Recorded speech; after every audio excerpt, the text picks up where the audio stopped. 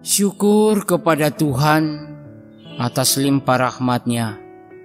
Kita jumpa lagi pada Renungan Harian Toraya, edisi Jumat 25 September 2020. Mari saudara, untuk tidak henti-hentinya kita datang untuk memohon hikmat dari Tuhan melalui kebenaran firman-Nya untuk kita renungkan dan menguatkan kita. Mari kita meminta pertolongan dalam doa. Kita berdoa. Ya Allah, inilah kehidupan kami. Kami datang kepadamu karena sungguh kami membutuhkan Engkau dalam menjalani kehidupan ini yang penuh dengan tantangan dan cobaan. Tapi kami yakin dan percaya bahwa bersama dengan Tuhan pasti Engkau akan menolong kami dan membukakan jalan bagi kami. Karena itu kami mau belajar dari firman-Mu saat ini. Roh Kudus, mampukan kami. Dalam nama Yesus Kristus kami berdoa. Amin. Bacaan kita terambil dari Bilangan pasal 20 ayat 1 sampai 13. Firman Tuhan, kemudian sampailah orang Israel, yakni segenap umat itu, ke padang gurun Sin dalam bulan pertama. Lalu tinggallah bangsa itu di Kades.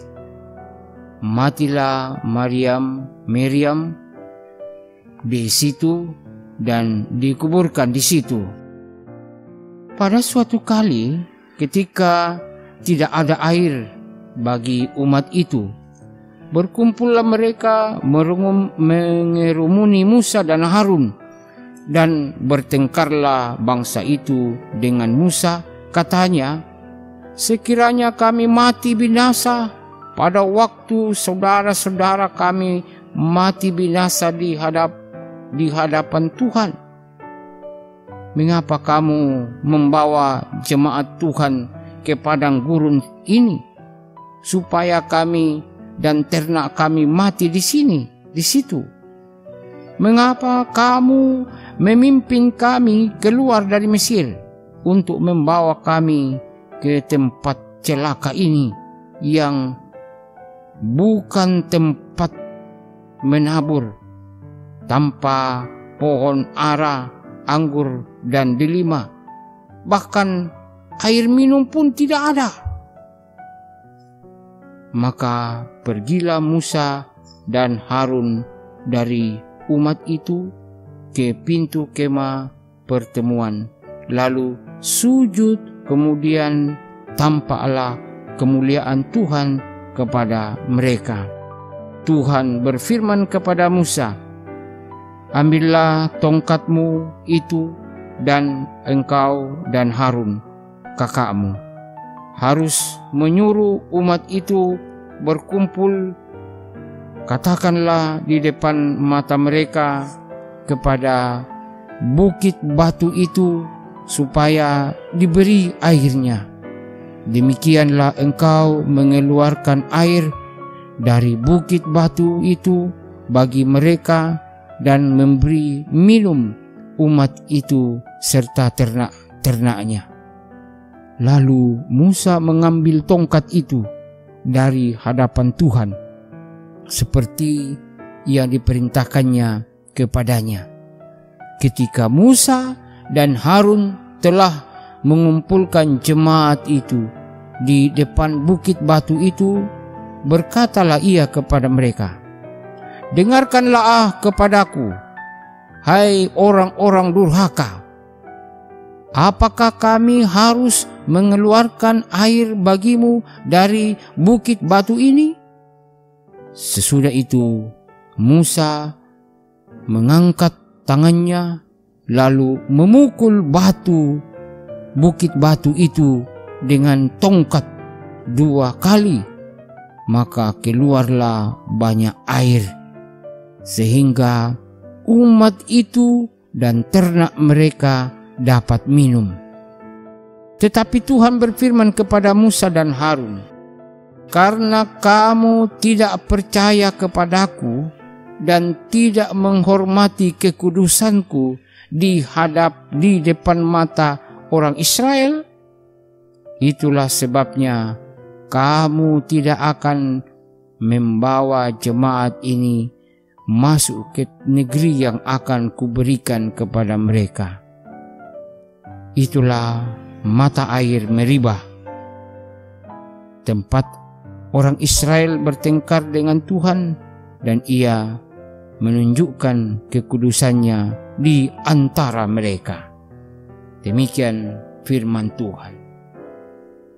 Nah, saudara-saudara, dari perikop ini disimpulkan dalam sebuah tema, yaitu bijaklah berkata-kata. Ya, bijaklah berkata-kata. Ada sebuah pepatah mengatakan, lidah lebih tajam daripada pedang. Seringkali ini diartikan bahwa kata-kata kasar yang disertai amarah yang keluar dari mulut seseorang dapat menyakiti orang lain dengan sangat dalam. Namun tidak hanya menyakiti orang lain, bahwa kata-kata kasar yang keluar dari mulut kita sebenarnya juga akan menyakiti diri kita sendiri dan bisa membawa kerugian besar. Saudara-saudara, bacaan kita tadi, suatu kali bangsa Israel kembali mengeluh kepada Musa karena tidak ada air di padang gurun. Musa dan Harun segera menemui Tuhan. Lalu Tuhan memerintahkan Musa untuk berkata kepada bukit batu itu di depan bangsa Israel agar terpancarlah air. Nah, karena Musa sudah lelah mendengarkan kata-kata yang tidak menyenangkan dari mulut umat Israel, kira-kira bisa kita bayangkan ya, emosi Musa meluap, memuncak, dan dia mengatakan, "Dengarlah kepadaku, hai orang-orang durhaka. Apakah kami harus mengeluarkan air bagimu dari bukit batu ini?" Dan tidak hanya itu, emosi Musa memuncak dengan memukul batu itu sampai 2 kali. Padahal seharusnya Musa hanya berkata saja maka air akan keluar. Tapi dia memukulnya. Dan akhirnya apa yang terjadi? Tuhan murka. Tuhan murka kepada Musa dan Harun. Mereka tidak percaya dan tidak menghormati kekudusan Tuhan di depan bangsa Israel, sehingga Musa tidak diperkenankan memasuki tanah perjanjian. Itulah risikonya. Itu buah dari kata-katanya. Nah, dalam kata dan perbuatan kita seringkali mengalami hal yang sama dengan Musa. Ketika emosi memuncak, seringkali perkataan dan perbuatan kita tidak kita bisa kontrol. Dan akhirnya kita menyakiti orang lain. Dan ujung-ujungnya kita sendiri juga yang kena, ikut terluka. Jadi setiap perbuatan pasti memiliki risiko yang harus ditanggung. Sebagai orang percaya, saudara dan saya dipanggil untuk menyatakan kebaikan Tuhan melalui sikap dan tutur kata kita yang berkenan kepada Tuhan. Yesus Kristus menjadi teladan bagi kita dalam pekerjaan dan pelayanannya yang penuh dengan kesabaran menjalankan misi Allah di dunia ini. Karena itu sekali lagi, bijaklah dalam berkata-kata. Nako basa taturaya kanu di kema-kema itu apa doro namale di ampello, atau di tengah-tengah hari doro itu apa namale di pokada. Jadi biarlah kita semakin berhikmat untuk menyatakan akan karya Allah di dalam kehidupan kita. Haleluya. Amin. Mari berdoa. Bapa Surgawi,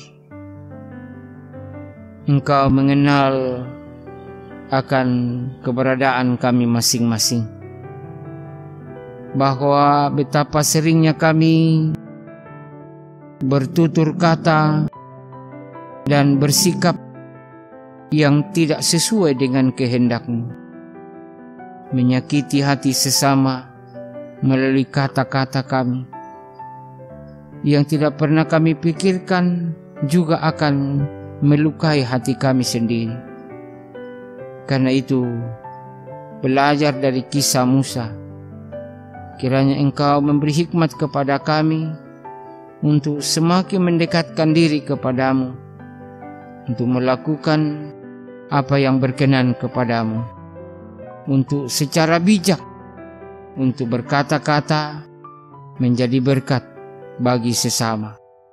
Di dalam nama Yesus Kristus kami berdoa. Amin.